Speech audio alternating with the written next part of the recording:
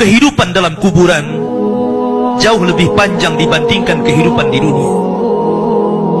Nabi SAW bersabda, a'maru ummati baina sittina wa sab'in, bahwa usia umatku itu hanya berkisar 60-70 tahun saja. Sedikit yang lewat 70 tahun.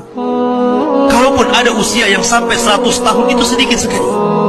Tapi kebanyakan di bawah 70 tahun, umumnya umat Rasul itu sudah meninggal dunia.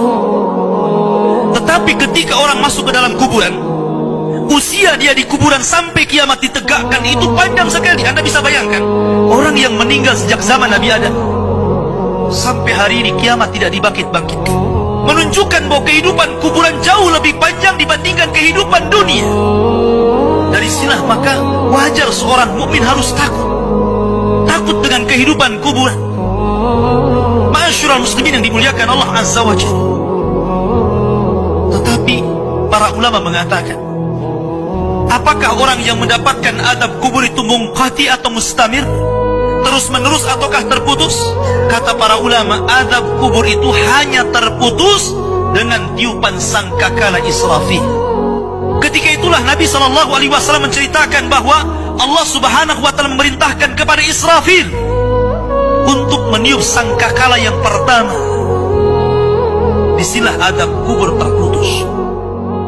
Karena ketika itu seluruh orang mati, baik orang yang ada di atas bumi atau yang ada di bawah bumi, baik kalangan jin, baik malaikat, kecuali makhluk-makhluk yang Allah kehendaki saja, semua hancur. Dan Abu Hurairah radhiyallahu anhu menceritakan kehancuran bumi setelah tiupan sangkakala itu adalah 40. Bisa 40 hari, bisa 40 bulan, bisa 40 tahun. Yang jelas Allah hancurkan bumi ini.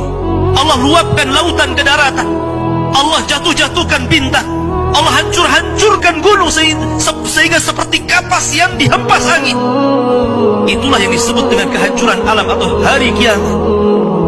Baru setelah kemudian bumi tidak bulat lagi, tapi bumi terhampar. Allah ganti bumi yang kita pijak dengan bumi yang baru. Itulah yang disebut dengan padang mahsyar. Maka disitulah Allah Subhanahu wa Ta'ala memerintahkan Israfil untuk meniup sangkakala kebangkitan. Yang kedua kalinya Israfil pun kemudian meniup sangkakala. Maka dari situlah manusia keluar dari perut bumi. Wa akhrajatil ardu athqalaha. Allah keluarkan beban-beban beratnya. Disitulah orang-orang yang beriman, ketika mereka muncul dari kuburan, maka mereka akan berkumpul dengan keluarganya. Allah mengatakan, alladzina amanu wattaba'athum dzurriyyatuhum biimanin alhaqna bihim dzurriyyatuhum. Orang-orang yang beriman, kemudian keimanan diikuti oleh keluarganya, oleh istrinya, oleh suaminya, oleh bapaknya, oleh anak-anaknya, oleh cucu-cucunya. Maka ketika mereka dibangkitkan dari kuburan, mereka langsung berkumpul menjadi satu keluarga. Dan itu sebuah ketenangan. Tapi orang-orang di luar daripada beriman, mereka keluar dari perut bumi seperti dua binatang. Pertama Allah contohkan dengan laron yang berterbangan. Anda bisa melihat laron apabila terbang di atas lampu atau di sekitar lampu. Lihat bagaimana cara terbangnya. Mereka akan saling tubruk dengan kawan-kawannya. Karena pada hari itu anak lari dari orang tuanya, suami lari dari istrinya, orang tua lari dari anaknya. Terkadang mereka bertubruk satu dengan yang lainnya. Yang kedua seperti belalang kal jaradil muntashir. Pertama seperti laron dulu, lari sana lari sini, yang dari barat ke timur, yang dari timur ke barat, yang dari selatan ke utara, yang dari utara ke selatan. Mereka kacau sehingga mereka mengatakan, ya wailana man ba'atsana min marqadina. Celaka, siapa yang membangunkan aku dari tidurku? Tapi orang-orang yang beriman hanya mengatakan, hadza ma wa'adar rahman wa sadaqal mursalin. Inilah janji Allah kepada kalian dan benarlah ucapan para rasul. Baru setelah itu dari padang mahsyar berteriak seorang yang Allah suruh untuk berteriak. Mulailah kemudian mereka teratur. Maka mereka akan berjalan ke satu titik. Disitulah yang disebut dengan padang mahsyar. Mereka akan tinggal selama 50 tahun telanjang, kembali tidak dikhitan, tidak pakai sandal, matahari dekatkan 1 mil, keringat bercucuran, tidak ada makan. tidak ada minum. Mereka berdiri 50 tahun.